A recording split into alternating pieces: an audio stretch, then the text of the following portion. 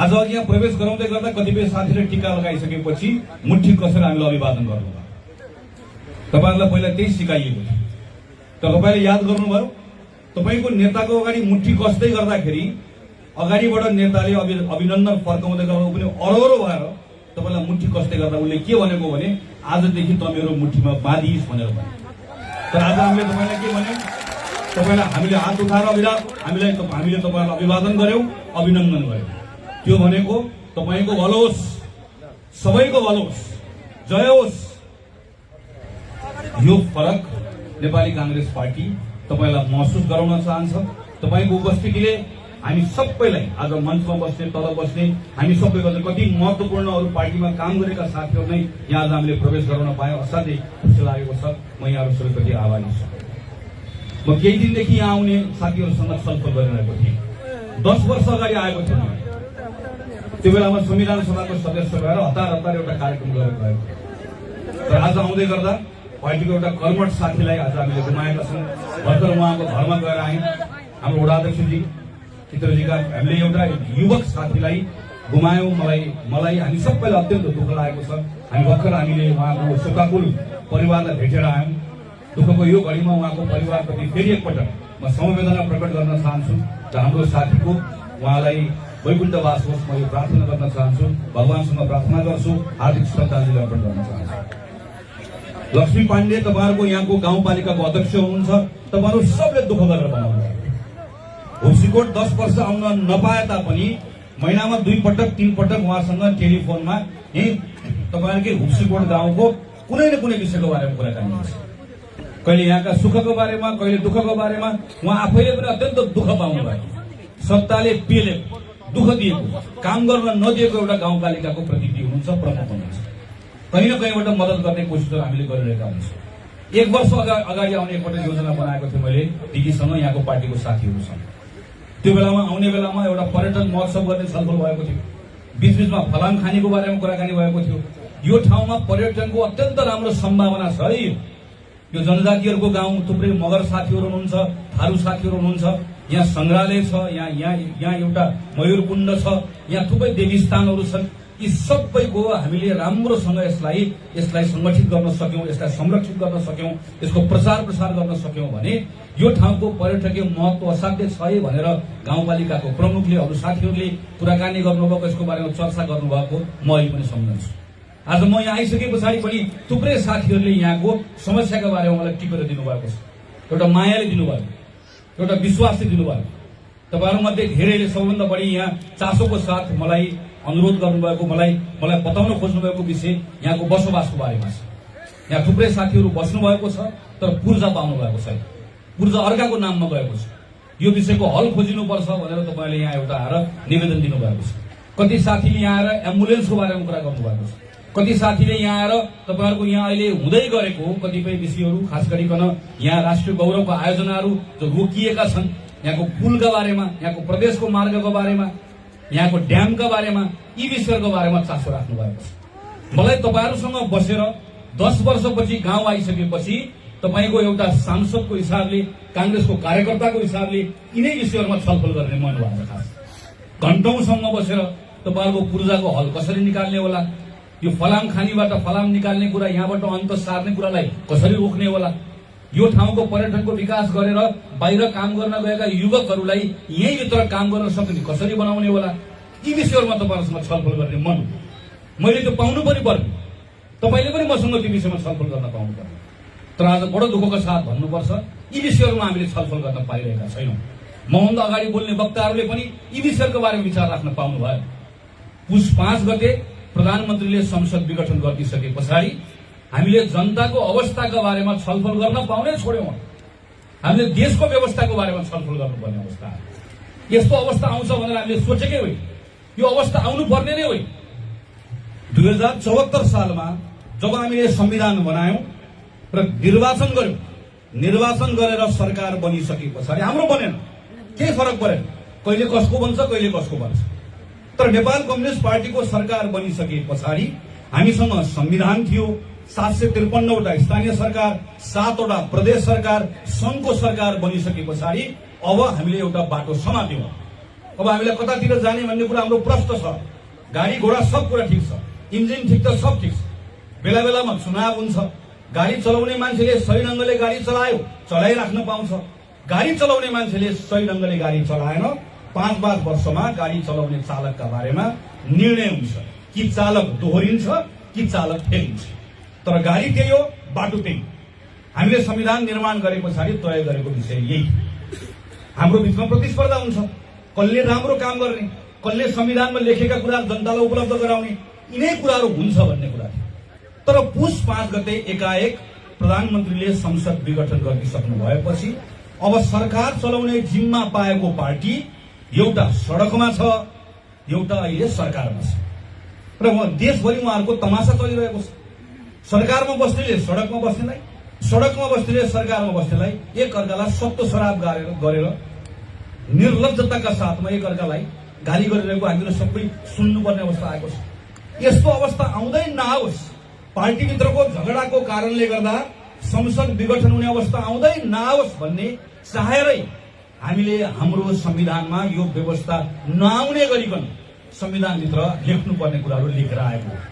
47 सालको संविधान पछाडि हाम्रो पार्टीको बहुमतको सरकार बन्यो। तपाईहरुले हामीलाई सरकार बनाउने जिम्मा दिनुभयो, हामीले झगडा गर्यौं, हामीले आफ्नै सरकार चलाउन सकेन। गिरिजाप्रसाद कोइरालाले संसद भङ्ग गर्नुभयो। त्यसको मूल्य के हो? त्यसको मूल्य नेपालमा माओवादीले एउटा पूर्वर ठाउँ पायो। फेरि पछाडि गएर 59 सालमा 58 सालमा शेरबहादुर देउवाले संसद विघटन गर्नुभयो। त्यसको मूल्य के भयो? त्यसको मूल्य हामीले राजाको शासन बिहोर्नु पर्यो। यो अनुभव त कांग्रेसले मात्र होइन, सिङ्गो देशले गरेको हो नि। शान्ति प्रक्रिया पछाडि जब हामी संविधान सभामा गयौं, माओवादीको प्रस्ताव थियो 5 वर्षको लागि सीधा राष्ट्रपति निर्वाचन गर्ने व्यवस्था गर्नु। हाम्रो प्रस्ताव थियो संसदीय व्यवस्था राख्यो। तर हाम्रो अघि मैले भनेको अनुभव पनि थियो। माओवादीले भनेको राष्ट्रपतिको प्रणाली हामीलाई किन ठिक लागेन? किनकि प्रत्यक्ष निर्वाचित राष्ट्रपति भएको ठाउँमा एकपटक निर्वाचित भएको राष्ट्रपतिले सत्ता कब्जा गरेको अनेकन देशको अनुभव हामीले थाहा पाएको हुनाले गर्दा हामीले एउटा बाटो रोज्यौं, जुन बाटो नेपालको हाम्रो अनुभवको आधारमा पनि ठिक थियो, माओवादीले भनेको राष्ट्रपतिको अनुभवको आधारमा पनि थियो। त्यो भनेको 5 वर्षको लागि संसद निर्वाचित गर्ने अनि संसदले बनाएको प्रधानमन्त्रीलाई 2 वर्ष कसैले पनि छुन नपाउने। अहिले ओली प्रधानमन्त्री हुनुभयो, ओलीले प्रचण्ड बहुमत पाउनु भएको छ। तर एकपटक बहुमत पाइसकेपछिको प्रधानमन्त्रीलाई 2 वर्षभित्रमा सबैजनाले साथ छोड्यो। एकजना आफू मात्रै रह्यो भने पनि त्यो प्रधानमन्त्रीले 2 वर्षसम्म अविच्छिन्न त्यो सरकार चलाउन पाउँछ। यस्तो व्यवस्था संसारको कुनै पनि संविधानमा छैन। हामीले गर्यौं। किन गर्यौं? किनकि लगातार सरकार बदलिने अनुभवबाट सिकेर हामीले यस्तो व्यवस्था गर्यौं। तर यो सँगसँगै हामीले के पनि गर्यौं कि बहुमत प्राप्त गरेको प्रधानमन्त्रीले चाहे गिरिजाप्रसादले गर्नुभएको जस्तो, शेरबहादुरले गर्नुभएको जस्तो बहुमत पाएको प्रधानमन्त्रीले संसदलाई छुनै नपाउने यो संविधानमा हामीले त्यो व्यवस्था गर्यौं। बहुमत पाएको प्रधानमन्त्रीलाई सरकार चलाउन मन लागेन भने संसद भङ्ग गर्न पाउँदैन, हाम्रो संविधानले दिँदैन। अनि अदालतमा कहिलेकाहीँ न्यायाधीशले सोध्नुहुन्छ त्यसो भए के गर्ने? मैले भन्ने गरेको छु, बहुमत पाएको प्रधानमन्त्रीलाई सरकार चलाउन मन लागेन भने घर जाने, घर बस्न मन लागेन भने वन बस्ने। घर जाने र वन बस्ने भन्दा बाहेक हाम्रो संविधानले अर्को बाटो दिएकै छैन। चिन्दै यो व्यवस्था हामीले हाम्रो संविधानमा गरेर आएको। के कारणले गर्दाखेरि आएको कि हाम्रो आफ्नो अनुभवका आधारमा यी कुराहरू नदियोस्, नदोहोरियोस् भनेर आएको। अब सबैभन्दा उद्वेग लाग्दो कुरा के छ? प्रधानमन्त्री केपी शर्मा ओली एकातिर भन्नुहुन्छ यो संसदको 64% सांसदको मलाई समर्थन थियो, यो संसदमा मलाई समस्या थिएन। तर समस्या नहुँदै पनि मैले संसद भङ्ग गरेँ। अनि श्रीमानले सोध्नुभयो किन भङ्ग गर्नुभयो? प्रधानमन्त्रीले आफ्नो चिठीमा भन्नुहुन्छ मलाई बहुमत मात्र भएर पुगेन, 2/3 चाहिएकोले गर्दा मैले संसद भङ्ग गरेँ। बहुमत पाएको प्रधानमन्त्रीले बहुमत किन छोड्छ? संसदमा समस्या भयो भने छोड्छ, संसारभरि यही। तर बहुमत पाएको प्रधानमन्त्रीले मलाई 2/3 चाहिएकोले मैले बहुमत भएको यो प्रधानमन्त्री छोडे भन्ने कुरा संसारको एउटा पनि देशमा आजसम्म कहीँ पनि कतै पनि न भएको छ न हामीले कहीँ कतै पढेको सुनेको छ। यस्तो भयो भने त अब भोलि के हुन्छ? भोलि मान्नु चुनाव भएर जोसुकै प्रधानमन्त्री भएर प्रधानमन्त्री भएको मान्छेले प्रधानमन्त्री भएको केही समय पछाडि कतै खटपट भयो भने अब संसद भङ्ग गरिदिइहाल्छ। र किन भङ्ग गरेको भन्दै गर्दा उसले के भन्छ भने, श्रीमान यो संसदमा केही न केही मभन्दा फरक मत राख्ने मान्छे भएकोले मैले संसद भङ्ग गरेँ भनेर भन्छ। त्यो अब भन्न पाउनु यदि अहिले हामीले प्रधानमन्त्रीले गरेको कुरा मान्यौं भने। त्यही भएर हाम्रो पार्टी नेपाली कांग्रेसले भन्यो, हाम्रो संविधानले प्रधानमन्त्री केपी शर्मा ओलीले गर्नुभएको यो विघटनलाई चिन्दैन, मान्दैन। यो असंवैधानिक छ। यो असंवैधानिक छ भन्ने कुराको अहिले परीक्षण कहाँ भइरहेको छ? सर्वोच्च अदालतमा भइरहेको छ। अदालतले प्रधानमन्त्री ओलीले गर्नुभएको यो कदम संवैधानिक छ कि छैन भनेर त्यसको परीक्षण गरिरहेको छ। तर म अदालतका न्यायाधीशहरूलाई भन्न चाहन्छु, तपाईँ प्रधानमन्त्रीको निर्णयको परीक्षण गरिराख्नु भएको छ, तर आम जनता अदालतको न्यायाधीशहरूको विवेक र साहसको परीक्षण गरिरहेका छन्। अहिले प्रधानमन्त्री परीक्षामा होइन, हाम्रो अदालत परीक्षामा छ। यो बेलामा अदालतको न्यायमूर्तिहरूले विवेक पुर्याउन सक्नुहुन्छ कि सक्नुहुन्न? मैले विवेक त्यसै भनिरहेको छैन। यो देशमा आजको दिनमा प्रधानमन्त्री ओलीका हुक्के ढुक्के बैठके चिलिमे बाहेक एकजना मान्छे कसैले देखाइदियोस् जसले छाती ठोकेर सार्वजनिक ठाउँमा हामीसँग आँखा मिलाएर यो संविधानमा प्रधानमन्त्रीले विघटन गर्न पाउनुहुन्छ भन्ने कुरा लेखिएको छ भनेर भन्न सक्ने एउटा मान्छे देखाइदियोस्। हिजो विराटनगरमा सुभाष नेमान जो हाम्रो संविधान सभाको अध्यक्ष हुनुहुन्थ्यो, लाज पचाएर उहाँ के भनिराख्नु भएको थियो भने, म त कानूनको विद्यार्थी, मैले त बोल्न मिल्दैन, तर प्रधानमन्त्रीले भनेको जस्तो हुनुपर्दछ। पहिले हामी भन्थ्यौं नि, मैले त यो बिगारेकै होइन, विद्या नष्ट भन्दै गर्दा मनमा चाहिँ भित्रभित्र होइन भन्दै बाहिर चाहिँ विद्या नष्ट भनेर कसम खाएको जस्तो सुभाष नेमान अहिले पनि मञ्चमा उभिएर यो संसद विघटन गर्न पाउने प्रधानमन्त्रीको अधिकार हो भनेर भन्न सक्ने उहाँसँग त्यो नैतिक ताकत छैन। त्यसैले अदालतले बुझ्नुपर्छ, आज एकातिर ओली र ओलीको कम्पनी छ, अर्कोतिर सिङ्गो देश छ। सिङ्गो देश यो कांग्रेसको मात्र कुरा होइन। 4 जना पूर्व प्रधान न्यायाधीश नेपालका सबैभन्दा प्रतिष्ठित अदालतले पाएको न्यायमूर्तिहरू, उनीहरू कांग्रेस होइनन्। उनीहरू कसलाई भोट हाल्छन् कसैलाई थाहा छैन। उनीहरू त्यसै सडकमा आएका छैनन्। ती मूर्खहरू पनि होइन, ती विवेकी मानिसहरू हुन्। आज काठमाडौँदेखि पोखरादेखि विराटनगरदेखि चितवनदेखि सबतिर नागरिक आन्दोलनका नाममा बाहिर सडकमा आएका युवकदेखि ती समाजका प्रतिष्ठित नागरिकहरू फुर्सद भएर आएका होइन। ती सबैजना मान्छे न्यायको पक्षमा उभिन आएका हुन्। अदालतले कुरा सोच्नुपर्छ। यति मात्र होइन, अदालतको न्यायमूर्तिहरूको विवेक मात्र होइन, साहसको पनि परीक्षण भइरहेको छ। प्रधानमन्त्रीले जो खुल्ला अदालतको न्यायाधीशहरूलाई तर्साउनु र भन्नुभयो, टाउको बन्नु श्रीमान, अदालतको फैसला तलमाथि भयो भने देखाइदिन्छु भनेर भन्नुभयो। भर्खर हामी अमेरिकामा हेर्यौं। अमेरिकामा त्यहाँबाट निर्वाचित भएको राष्ट्रपति, संयुक्त राज्य अमेरिकाको राष्ट्रपति डोनाल्ड ट्रम्पले यसै गरिकन न्यायाधीशहरूलाई तर्साए, यो निर्वाचनको परिणाम गलत छ भनेर तिमीले फैसला दिएनौ भने म देखाइदिन्छु, आन्दोलन गरिदिन्छु भनेको ठाउँमा ट्रम्प आफैले नियुक्त गरेका न्यायाधीशहरूले ट्रम्पले गरेको त्यो हुंकारलाई टेरेनन्, मानेनन्, तर्सेनन्।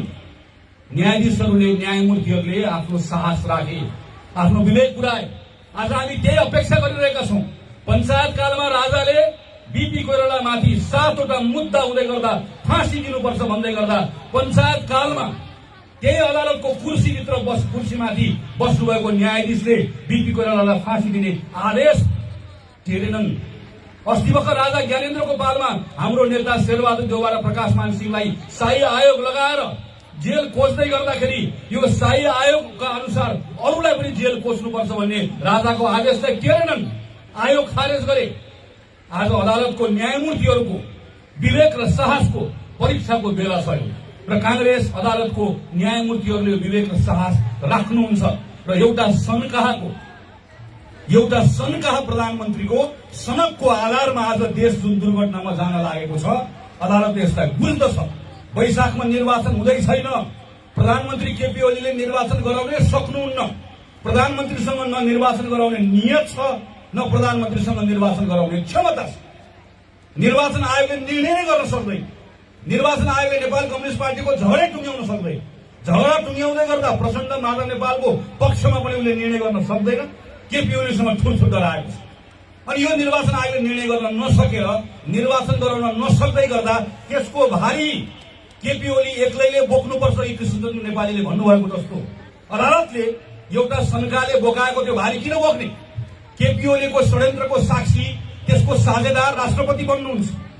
राष्ट्रपतिलाई बनाइन्छ पनि, उहाँसँग हिसाब किताब हुन्छ पनि, राष्ट्रपतिलाई शीतल निवासबाट घर फर्काउने पनि हो। तर अदालतले यो षड्यन्त्रको भारी किन बोक्ने? कांग्रेस यही कुरा अदालतलाई विनम्रतापूर्वक आग्रह गर्न चाहन्छ। आदरणीय साथीहरू, यो बेलामा हामी देखिरहेका छौँ निर्लज्जताका साथ आज जसरी प्रधानमन्त्रीले अदालतलाई धम्काउनु भएको छ, यो परिस्थिति पछाडि तपाईँ हामी सबैले नेपाल कम्युनिस्ट पार्टी भित्रको प्रधानमन्त्री ओलीको व्यक्तिका बारेमा मात्र होइन, यो प्रवृत्तिका बारेमा हामीले चिन्नु पनि पर्छ, जनतालाई बताउनु पनि पर्छ। गिरिजा प्रसाद कोइरालाको नेतृत्वमा शान्ति प्रक्रिया, सुशील कोइरालाको नेतृत्वमा संविधान निर्माण, शेरबहादुरको नेतृत्वमा संविधानको कार्यान्वयनको प्रारम्भ गरिसके पछाडि 2074 सालमा नेपाल कम्युनिस्ट पार्टीले जिम्मा पाएको, तपाईहरुको यहीबाट निर्वाचित भएर जानुभएको सांसदले आएर गरेको भाषण एकपटक सम्झनुस्। त्यो बेलामा ल्याएको घोषणा पत्र एकपटक पढ्नुस्। फेरि एकपटक तपाईको घरमा अहिले पनि होला, कोही पोस्टर टाँसिएको होला, कोही नेकपाको साथीहरू यहाँ हुनुहुन्छ होला। त्यो बेलामा तपाईले हुसीकोटको गाउँ गाउँमा, टोल टोलमा, वडा वडामा गएर घर घरमा गएर के भनेको? 5 वर्ष जिम्मा दिनुहोस्, कांग्रेसले धेरै चलायो, अब हामी चलाउँछौँ।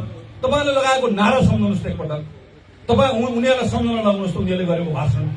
5 वर्षको लागि जिम्मा लिएर गयो, तपाईले कहीँ रोकटोक गर्नुभएको छैन, यो मञ्चमा बस्नेले रोकटोक गरेको छैन, संसदमा बस्ने प्रतिपक्षले कहीँ रोकटोक गरेको छैन, हामीले कहीँ अप्ठ्यारो पारेका छैनौँ। यत्रो कोरोना संक्रमणको बीचमा पनि हामी सबैले सहयोग गरेर बस्यौं। आफै झगडा गरेर चलाउन नसकेर नेपाल कम्युनिस्ट पार्टी थला परेर आज संसद भङ्ग गरेको छ। अनि यत्रो ठूलो आफूले जिम्मा लिएको काम गर्न नसकिसके पछाडि त लज्जाको बोध हुनुपर्ने होइन? तपाईलाई सानो एउटा घर चलाउँदा, सानो एउटा संस्था चलाउँदा आफूले पाएको जिम्मेवारी पूरा गर्न सकिएन भने के लाग्छ? अप्ठ्यारो लाग्छ, मान्छेको सामना गर्न डर लाग्छ, लाज लाग्नुपर्ने होइन? संसद भङ्ग, संसद 5 वर्षको लागि जिम्मा पाएको, सरकार 5 वर्षको लागि जिम्मा पाएको, चलाउन सकेनन्, नसकेर संविधानमा नलेखेको कुरा लिएर संसद भङ्ग गर्नुभएको छ प्रधानमन्त्रीले। संसद भङ्ग गरिसके पछाडि अदालतमा मुद्दा चलिरहेको छ। अनि खुला सभाबाट प्रधानमन्त्रीले हिजो बोलेका शब्दहरू सम्झनुस् त, अदालतलाई धम्काएको कुरा सम्झनुस् त। मेरो प्रधानमन्त्रीलाई सम्माननीय प्रधानमन्त्री भनेर मैले भन्थे, तर मेरो प्रधानमन्त्री केपी शर्मा ओली आजको दिनमा सम्माननीय केपी शर्मा ओली हो कि एउटा टोले गुण्डा खड्ग प्रसाद ओली? आज उहाँले बोलेको शब्द मलाई यो भन्दै गर्दा रक्तिगत पनि खुसी लागेको छ। तर मेरो प्रधानमन्त्रीले उच्चारण गरेका शब्दहरू सम्झनुस् त, निर्वाचन आयोगका बारेमा, अदालतका बारेमा, आफ्नै पार्टीका साथीहरूका बारेमा, हाम्रा बारेमा। यो प्रधानमन्त्रीले बोल्ने शब्द हो, यो प्रधानमन्त्रीको मर्यादा हो यो। अनि प्रधानमन्त्रीले कसैको मर्यादा नराख्नुपर्ने, अनि खड्ग प्रसाद ओलीलाई सम्माननीय प्रधानमन्त्री भनेर हामीले मात्र तिनको मर्यादा राख्नुपर्ने, जनताले मात्र तिनको मर्यादा राख्नुपर्ने? राख्दैनन्। मर्यादाको जसले आफूले मर्यादा राख्न नसक्दै गर्दा अरूले पनि मर्यादा राख्न सक्दैन। प्रधानमन्त्रीले हेप्नु भएको कुरा अदालतको कुरा मात्र होइन, सबैभन्दा बढी प्रधानमन्त्रीले जनतालाई हेप्नु भएको। फागुनमा प्रधानमन्त्री शानका साथमा केक काट्नका लागि एउटा ठूलो हुल लिएर, हेलिकप्टर लिएर आफ्नो मातृभूमिमा जानुभयो, आफ्नो जन्मेको गाउँमा जानुभयो। ठूलो धुमधामको साथमा उहाँले मनाउनु। प्रधानमन्त्री फर्केर आउनुभयो, फर्केर आइसके पछाडि उहाँ बिरामी पर्नुभयो। उहाँको स्वास्थ्य उपचारको लागि हामी सबैले कामना गर्यौं। त्यही बेलामा नेपाल कोरोना संक्रमणको शिकार बन्यो। एकाएक हामी सबै ठूलो अलमलमा पर्यो। के गर्ने हो संसारलाई थाहा भएन, हामीलाई मात्र होइन, हामी कोही पनि तयार थिएन। हामी सबै मास्क लगाउने, सेनिटाइजर लगाउने, घरभित्र थुनिएर बस्ने, कतिजना मान्छे बित्ने हामीलाई थाहा थिएन। 2055 मान्छे अहिले पनि हाम्रो बिते। हामी महिनौसम्म लकडाउनमा बस्दै गर्दा त्यो बेलामा सम्झनुस् त, त्यो बेलामा म तपाईँको गाउँमा पनि भयो, पक्कै कति कथाहरू होला। म मेरो गाउँको कथा सुनाउँछु। मेरो काठमाडौँमा एउटा कीर्तिपुरमा सुतिरहेको एउटा श्रमिकले 4 दिनदेखि खान नपाएर यहाँ पटुको बाँधेर सुतेको खाली पेटमा बिहान उठ्दै गर्दा उसलाई मृत पाइयो। 4 दिनदेखि उसले खान पाएन, सुत्केरी गराउन नपाएर मरेका कथाहरू तपाईँ हामीले यत्र तत्र सुन्यौं। कति बिरामी उपचार गर्न नपाएर मरे। यस्तो बेलामा अहिले एउटा शासकको क्षमता नाप्ने, एउटा शासक जनताप्रति कतिको समर्पित छ भनेर नाप्ने यही बेला हो नि। तर मैले गने त्यो बेला तपाईहरू घरमा हुस्सीकोटमा थुनिएर बसेको बेलामा, देशभरि हामीहरू घरमा थुनिएर बसेको बेलामा 29 दिनसम्म प्रधानमन्त्री सिंहदरबार पनि जानु भएन। प्रधानमन्त्रीले एउटा पनि कोरोनासँग सम्बन्धित बैठकमा सहभागिता पनि जनाउनु भएन। तर प्रधानमन्त्रीले त्यही 29 दिनसम्म सभामुख भेट्नुभयो, राष्ट्रपति भेट्नुभयो, त्यत्रो काम गर्नु। तर त्यो काम केको लागि गर्नुभयो? प्रधानमन्त्रीले त्यो काम त्यो बेलामा जनकपुरबाट 2 जना सांसद अर्को पार्टीको चोरेर ल्याउनका निम्ति तपाई र म घरमा थुनिएर बसेको बेलामा एउटा नेपालीले ट्युबमा चढेर महाकाली नदी तरेर नेपालभित्र छिर्न पाऊँ भनेर गुहार गरिरहेको बेलामा 400 किलोमिटर हिँडेर श्रमिकहरू एउटा गाउँबाट अर्को गाउँमा हिँडिरहेको बेलामा प्रधानमन्त्रीले राति घर बस्दै गर्दा, बालुवाटार बस्दै गर्दाखेरि अलिकति त्यो नागरिकको अवस्था देखेर दया लाग्नुपर्ने होइन, करुणा जाग्नुपर्ने होइन, रुन मन लाग्नुपर्ने होइन। तपाईँ र मलाई त एउटा नेपाली फिल्म, हिन्दी फिल्म हेर्न बस्नु भने पनि हामी सबैलाई यो कलाकार हो, यो फिल्मको कथा हो भन्दै गर्दा त कथामा हामीले मन पराएको पात्र कोही मर्यो भने हाम्रो आँखा रसाउँछ। हाम्रो घर अगाडिबाट कसैको लास गएको छ भनेदेखि भने यो घरको मान्छे को होला, यसलाई के पीडा पर्यो होला भनेर हाम्रो आमाहरूको आँखा रसाउँछ। हामी त्यो जातका नेपाली हौ नि।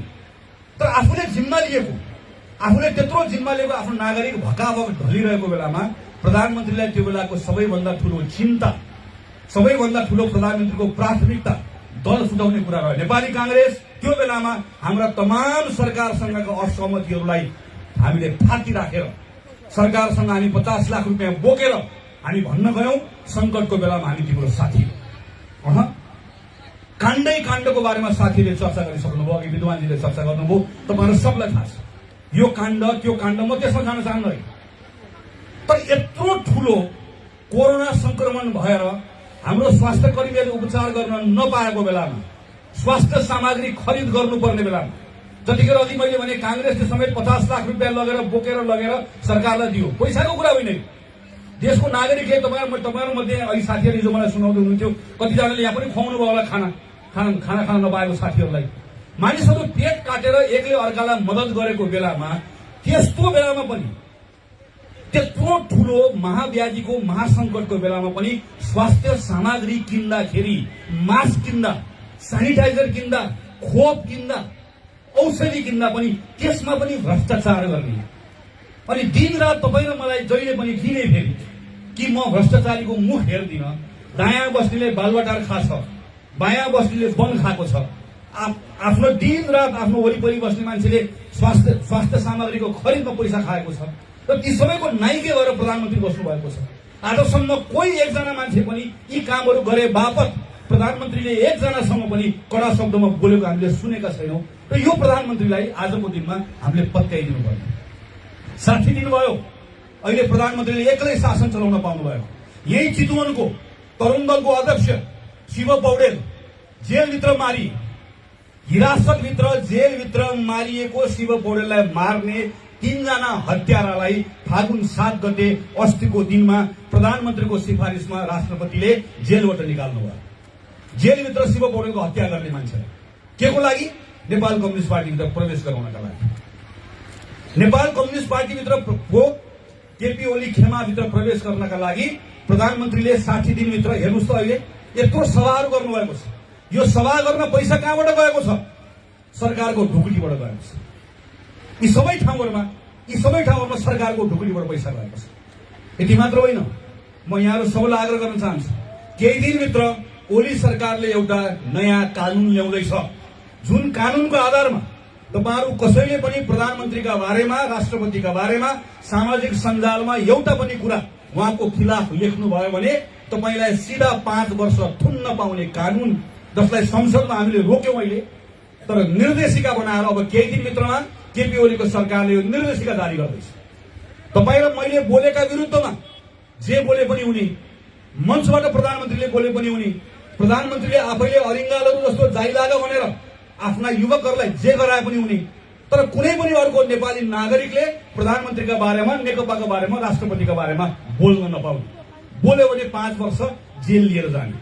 यो कानून निर्माण गर्ने निर्माण गर्ने होइन, यसलाई जारी गर्ने अवस्थामा प्रधानमन्त्रीको सरकार गएको छ। यो प्रधानमन्त्री केपी शर्मा ओलीको यो प्रवृत्तिलाई चिन्न आवश्यक छ, यो प्रवृत्तिलाई बुझ्न आवश्यक छ। तपाईको टोलमा आउनुहुने यहाँबाट निर्वाचित भएर जानुभएको नेपाल कम्युनिस्ट पार्टीको सांसद जो अहिले ओलीको झोला बोकिराख्नु भएको छ, उनलाई तपाईले आफ्नो गाउँबाट रित्तै फर्काउन आवश्यक छ, उनलाई प्रश्न गर्न आवश्यक छ, उनलाई भन्न आवश्यक छ तपाई कुन अनुहार लिएर फेरि हाम्रो गाउँमा फर्केर आउनुभएको छ। हामीले के बिगार गरेका थियौं? आज हाम्रो गाउँमा समस्याको समाधान लिएर आउनुपर्ने ठाउँमा आज 40औं अरब रुपियाँ लाग्ने निर्वाचनको भारी बोकाउने तपाईको यो प्रपञ्चलाई, तपाईको यो कामलाई मैले किन सहयोग गर्ने, मैले किन साथ दिएँ? कसले के बिगार गरेको थियो? के कारणले गर्दाखेरि आज नेपाल कम्युनिस्ट पार्टीको ओली समूहले, सरकारको समूहले यो गरेको छ? अघि हाम्रो आदरणीय सभापतिले भन्नुभएको जस्तै यस कारणले गर्दा नेपाल कम्युनिस्ट पार्टीको ओली समूह भनेको ओली समूह होइन, यो नेपाल कम्युनिस्ट पार्टीको यो धोका दिनेहरूको समूह, यो धोकेबाजहरूको समूह। यसले तपाईकोलाई धोका दिएको, मलाई धोका दिएको, तपाईको मतको अपमान गरेको, मेरो मतको अपमान गरेको, जनताको मतको अपमान गर्ने, आज लोकतन्त्रमा जनताको जीवधनको रक्षा गर्नुपर्ने बेलामा सबैभन्दा बढी उसँग खेल्ने, अनि फेरि तपाईँ र मेरो बीचमा आयो अब मलाई जिम्मा देऊ, अब मैले 2/3 बहुमत देऊ, अब मलाई 50 लाख मत देऊ, अब मैले चलाउँछु भनेर उसैले डिङ हाँक्ने, अनि त्यसमा पनि कसैले थप्पडी बजाउँछन् भने यी थप्पडी बजाउने जोकरहरूलाई पनि तपाईहरुले भन्नुपर्छ। भोलि आउने पुस्ताले तपाईलाई धिक्कार छ। यो बेलामा प्रधानमन्त्रीको सभामा गएर थप्पडी बजाउनेहरूलाई मैले क्षमा गर्नु होला। भोलि इतिहासले प्रश्न गर्छ, नेपालमा नेपाल कम्युनिस्ट पार्टीले एक छत्र शासन गर्न पाएको बेलामा प्रधानमन्त्री केपी शर्मा ओलीले योग्यता र क्षमता नराखेर संसद विघटन गरेर यत्रो ठूलो अपराध गरेको बेलामा तपाई के गर्दै हुनुहुन्थ्यो भनेर भोलि छोराछोरी नाति नातिनाले सोध्दै गर्दा म त्यहाँ बसेर थप्पडी बजाइरहेको थिएँ, प्रधानमन्त्रीले हँसाउनु भएको कुरा टिकटकमा हेरेर बेलुका हाँसिरहेको थिएँ भनेर भन्नुभयो भने भोलि आउने पुस्ताले धिक्कार छ। सडकमा आउने बेला हो, यो बोल्ने बेला हो। यो किन बोल्ने बेला हो भने यो सामान्य विषय होइन। अहिले संसद विघटनलाई अदालतले सदर गर्यो, देश निर्वाचनमा गएन, त्यो नजाँदै गर्दाखेरिको अर्को एउटा ठूलो षड्यन्त्रमा नेपाल जाँदै गर्दा हामीहरूले कल्पना नगरेको अवस्थामा नेपाल जान सक्छ। अर्को 10 वर्ष 15 वर्ष अघि तपाईहरूले द्वन्द्वको चर्चा गर्नुभयो, अघि नै हाम्रो विद्वानजीले यो गाउँमा आएको चर्चा गर्नुभयो, तपाईहरु सबले भोग्नु भएको छ। त्यो स्थिति फेरि दोहोरिन्छ। अर्को एउटा ठूलो मुडभेडतिर देशलाई लिएर जान खोजिँदैछ। यो मुडभेडबाट देशलाई जोगाउनु पर्नेछ। प्रधानमन्त्री ओलीको यो बारेमा जनतालाई बताउँदै गर्दा सँगसँगै हामीले यो पनि बताउनुपर्छ, दोष प्रधानमन्त्री ओलीकै हो, तर पानीमाथिको ओबानो सरकारमा बसेको नेपाल कम्युनिस्ट पार्टी जति दोषी छ कम होला, तर सडकमा पुगेको नेपाल कम्युनिस्ट पार्टी पनि त्योभन्दा कम दोषी छैन। आज राष्ट्रपतिले यो गर्नुभयो, आज निर्वाचन आयोगले यो गर्यो, आज सभामुखले, आज संवैधानिक परिषदले यो गर्यो, आज यो भयो त्यो भयो, हामी यहाँ छौं भनेर बसिरहेका कम्युनिस्ट पार्टीका नेताहरूको बारेमा हामीले भन्नै पर्छ। हिजो शेरबहादुर देउवा प्रधानमन्त्री हुँदै गर्दाखेरि जब 3 जना सांसदको नाम सिफारिस भयो, राष्ट्रपतिले मान्नु भयो। हामीले भन्यौं राष्ट्रपतिले मान्नुपर्छ, संविधानले भनेपछि बोल्नु हो। प्रचण्ड बोले, माधव नेपाल बोल्नुभयो, बोल्नु भयो। हिजो सभामुख एउटा पार्टीको उपसभामुख अर्को पार्टीको हुनुपर्छ भन्ने संवैधानिक व्यवस्था हुँदै गर्दा सभामुख र उपसभामुख दुईटै नेपाल कम्युनिस्ट पार्टीको हुनुहुन्छ भनेर कांग्रेस बोल्दै गर्दा बोले प्रचण्ड, बोले जगन्नाथ खनाल, बोलेनन्। हिजो अदालतको प्रधान न्यायाधीशको नियुक्तिको प्रस्तावलाई संसदमा बहुमतको भएको आधारमा नेपाल कम्युनिस्ट पार्टीले हटायो। अदालत नचलाउनुस्, मान्नुभयो, मान्नु भएन। निर्वाचन आयोग जसले तपाईको सूर्य चिन्ह खाँदैछ भनेर रोइ कराई गराई हिँड्नु भएको छ। अहिले निर्वाचन आयोगको प्रमुख नियुक्त हुँदै गर्दा केपी ओलीको चम्चे हुके बैठके ढुकीहरूलाई यस्तो ठाउँमा नपठाऊ भनेर हामीले भन्दै गर्दा हामीलाई साथ दिनुभयो। तपाईहरु कोही बोल्नुभयो, कोही बोल्नु भयो। अहिले सडकमा रुँदै कराउँदै हामी यहाँ छौं भनेर छाती पिटेर हिँड्नुपर्ने अवस्था आएको छ। तपाईहरुको यो अवस्था तपाईहरुको आफ्नै लोभको कारणले गर्दा, प्रचण्डको लोभ कि केपी ओलीले फकाउनु भयो। यो पाइलट हो, 2 जना हामीहरू, यो प्लेन हो। तपाई एउटा कमरेड पाइलट, म एउटा कमरेड पाइलट, मेरो धेरै उमेर छैन, स्वास्थ्य पनि ठिक छैन, अबको केही समयपछि पहिले एक्लै चलाउने हो भनेपछि कमरेड दङ्ग। जे केपी ओलीले गरे पनि चुप। अनि माधव नेपाललाई कुनातिर लिएर गएर अर्को लोभी सँगै कानमा लिएर गएर काने खुसी गरेर यो त माओवादी हो, जंगलतिरबाट आएको, यसलाई अलि मौका पाएको बेलामा कुइनाले ठेलेर उतैतिर पठाइदिने हो कमरेड। यो चलाउने त तपाईले हो, माधव नेपाल त हो। वामदेव र नारायण काजी श्रेष्ठ हेर्नुहोस् त, चुनाव हारेको मान्छे बर्दियाबाट एउटा अर्को नेता गोर्खाबाट हारेको मान्छे चुप लागेर बस्नु पर्दैन 5 वर्ष। प्रधानमन्त्री गएर हात मोलेर गएर तपाईहरु दुईजना राष्ट्रसभामा जानु। अर्को नेता हेर्नुहोस् इलामको झलनाथ खनाल नेता जिउँदै हुनुहुन्छ, आफ्नै नाममा झलनाथ खनाल फाउन्डेसन बनाएर प्रधानमन्त्रीको अगाडि सिल्भरको कचौरो थापेर सर्प पाल्नको लागि भने 72 करोड थापेर ल्याउनु। तपाईहरु एक को नाडी छानेको प्रधानमन्त्री, तपाईहरु एकलाई हेपेको प्रधानमन्त्री, तपाईहरु एकलाई चिनेको प्रधानमन्त्री। त्यही भएर तपाईहरु सबको नाडी छानेको हुनाले गर्दा आज तपाईलाई हेपेको। चिन्ता तपाईलाई हेपेकोमा होइन, चिन्ता प्रधानमन्त्रीले तपाईहरु कमजोर हुँदै गर्दा तपाईलाई हेप्दै गर्दा देशलाई हेप्नुभयो, जनमतलाई हेप्नुभयो, हामी सबलाई हेप्नुभयो, संविधानलाई हेप्नुभयो। चिन्ता त्यसको। तपाईहरुको हिसाब किताब त जनताले चुनावमा भोलि जहिले चुनाव हुन्छ त्यो बेलामा गर्छन्। सडकमा बसेको नेपाल कम्युनिस्ट पार्टीप्रति हाम्रो सहानुभूति छ, हामी उहाँहरूलाई बिचारा कठैबरा भनेर भन्छौं, तर त्योभन्दा बढी हाम्रो उहाँको बारेमा धेरै चिन्ता छैन। चिन्ता हाम्रो संविधानको बारेमा, चिन्ता संसद विघटन भयो भन्ने होइन, चिन्ता संविधान विघटन हुन थाल्यो। यो संविधान जाँदै गर्दाखेरि यसले बिस्तारै यो संविधान अहिले यसरी गयो भने यसले ल्याउने अन्योलताले यो संविधानले ल्याएको जुन हाम्रो स्थिरता छ यो स्थिरता लिएर जान्छ। नेपालको कम्युनिस्ट पार्टीले नेपालको स्वाधीनताको पनि रक्षा गर्न सकेन, नेपालको स्थिरतालाई पनि जोगाउन सकेन। तपाई हामीलाई समृद्ध बनाउने त कुरा छोड्दिनुस्। मैले त सधैँ भन्दै आएको छु, कम्युनिस्ट पार्टी भनेको नेपालमा गरिबहरूको पार्टी हो भनेर उहाँहरूले मुट्ठी कसेर भन्नुहुन्छ। हामी गरिबहरूको पार्टी, सुकुम्बासीको पार्टी, भूमिहीनको पार्टी, कमजोरको पार्टी, हामी यो पार्टी त्यो पार्टी। यो कांग्रेस भनेको हेर्नुहोस् त यत्रो गाडी लिएर आएको छ, हेर्नुहोस् त कांग्रेसको नेता सब गाडी लिएर आएको छ, सब हुने खानेको पार्टी, हेर्दा पनि सब हुने खाने जस्तो देखिन्छ। हामीले यही भन्दै आएको होइन। अनि हामी हत्ता नपत्ता डराएर आएर बिपी कोइरालालाई फोटो देखाएर होइन हाम्रो बिपीले पनि हामीलाई गरिबकै पार्टी भन्नुभएको थियो भनेर हामी गएर भन्छौँ। म त भन्छु बिपीकै कार्यकर्ता हुँ, म उहाँको प्रेरणा लिएर भन्छु, त्यो भन्न छाड्दिउँ। कम्युनिस्टले भनेको ठिक हो, कम्युनिस्ट पार्टी गरिबहरूकै पार्टी, कम्युनिस्ट पार्टी भूमिहीनकै पार्टी हो, सुकुम्बासीको पार्टी हो। हामी भनेको हुने खानेकै पार्टी। हाम्रो फरक के हो थाहा छ त? गरिबको पार्टी कतिखेर मोटो हुन्छ भन्नुहोस् त? गरिबको संख्या धेरै भयो भने गरिबको पार्टी मोटो हुन्छ। सुकुम्बासीको पार्टी कतिखेर मोटो हुन्छ? जति धेरै सुकुम्बासी रहन्छ त्यति धेरै सुकुम्बासीको पार्टी मोटो हुन्छ। हुने खानेको पार्टी कतिखेर मोटो हुन्छ? देशमा हुने खानेको संख्या बढ्यो भने हुने खानेको पार्टी मोटो हुन्छ। हामीलाई देशभरिको मान्छेलाई कांग्रेस बनाउनु छ। जति बढी मान्छेलाई हुने खाने बनाइयो, जति बढी मान्छेलाई हामीले घर जग्गा हुने बनाइयो, गाडी घोडा हुने बनाइयो, हामी जति बढी केटाकेटीलाई रोजगारी पाएको बनाइयो, त्यति बढी कांग्रेस पार्टी बलियो। हामी त्यसरी बलियाउन चाहन्छौँ। यो कांग्रेसले बुझ्नु पनि पर्नेछ, जनतालाई बताउनु पनि पर्नेछ। देश त चुनावमा गयो, तर चुनावमा कतिखेर गयो? संसद पहिला पुनर्स्थापना हुन्छ, पुनर्स्थापित संसदले देशलाई चुनावमा लिएर जान्छ। प्रधानमन्त्री ओलीले निर्वाचन गराउन पाउनुहुन्न। मैले संसदसँग हारिसक्नु, निर्वाचन अर्कै प्रधानमन्त्रीले गराउँछ। त्यो निर्वाचनमा कांग्रेस जान्छ, त्यो निर्वाचनमा कांग्रेस जित्छ, यो निर्वाचनमा कांग्रेसले देशलाई लिएर जान्छ। त्यसैले म पार्टीको साथीलाई आग्रह गर्छु, यो बेलामा केपी ओलीको विरुद्ध लड्ने हो, नेपाल कम्युनिस्ट पार्टीका बारेमा बताउने हो, तर जनतालाई आड़ र भरोसा पनि दिने हो, जनतालाई विश्वास पनि दिलाउने हो। कांग्रेस अल्मलिने पनि होइन, कांग्रेस रुने पनि होइन। कांग्रेसले स्पष्टताका साथ भन्ने हो कि हामी आजको दिनमा संविधानको पक्षमा छौं। यो गिरिजा प्रसादले नेतृत्व गरेर ल्याएको शान्ति प्रक्रिया, सुशीलको नेतृत्वमा बनेको संविधान, शेरबहादुरको नेतृत्वमा भएको संविधानको कार्यान्वयन, केपी ओली र विद्या भण्डारी मिलेर यसलाई च्याकचुक गर्दै गर्दा, प्रचण्डलाई मात्र नेपाल निरीह भन्दै गर्दा कांग्रेस जिउँदो थियो। कांग्रेसले संविधानलाई बचायो भनेर भन्ने हो। कांग्रेस यसलाई बचाउने हो, यसलाई सम्हाल्ने हो, यो व्यवस्थालाई बचाउने हो। अनि त्यस पछाडि जिम्मा लिएर हिजो गरेको गल्ती कांग्रेसले नदोहोऱ्याउने हो। गल्ती हिजो हामीले पनि गरेका छौं। अब पार्टीभित्र थिति बसाल्ने हो। फेरि कांग्रेसले भोलि बहुमत पाउँछ अनि फेरि हिजो गिरिजा प्रसादको पालामा जस्तो, शेरबहादुरको पालामा जस्तो हिजो हामीले आफैले जुन झगडाहरू गर्यौं, ती झगडा फेरि गर्यौं भने त हाम्रो हालत पनि त्यही हो नि, जनताको हालत त्यही हो। अब हामी झगडा गर्दैनौं, हाम्रो पार्टीभित्र हामी व्यथिति हुन दिँदैनौं भन्ने कुरा हामीले हाम्रो अनुभवबाट सिक्यौं। स्वयं गिरिजा प्रसाद कोइरालाले जीवनको अन्त्यमा ती आफ्नो अनुभवहरूबाट हामीलाई सिकाउनु भएको छ। शेरबहादुर देउवा यी हुनुहुन्छ, रामचन्द्र पौडेल यी हुनुहुन्छ, हाम्रो पार्टीका नेताहरू यी हुनुहुन्छ।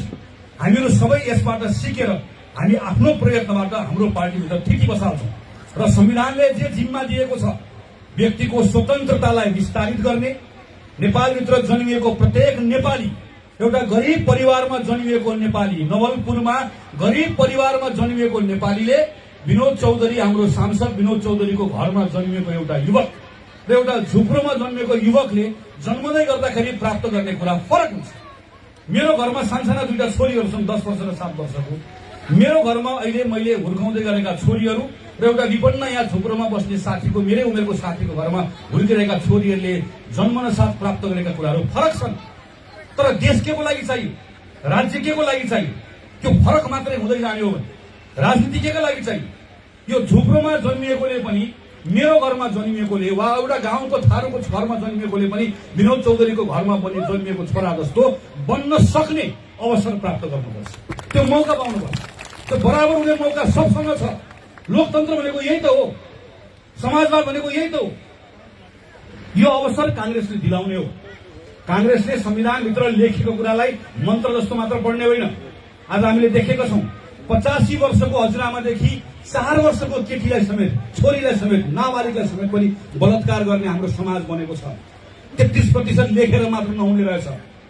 पुरुषहरूको दिमागमा महिलाप्रतिको सम्मान आएन, बाको दिमागमा आएन, छोराको दिमागमा आएन, दाइको दिमागमा आएन, भाइको दिमागमा आएन, श्रीमानको दिमागमा आएन, श्रीमानको दिमागमा आएन।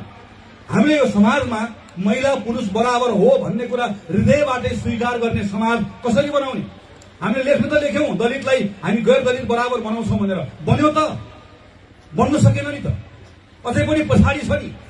कांग्रेसले प्रयत्न गर्ने हो सँगसँगै कसरी ल्याउने हो, सँगसँगै कसरी हिँडाउने हो भनेर।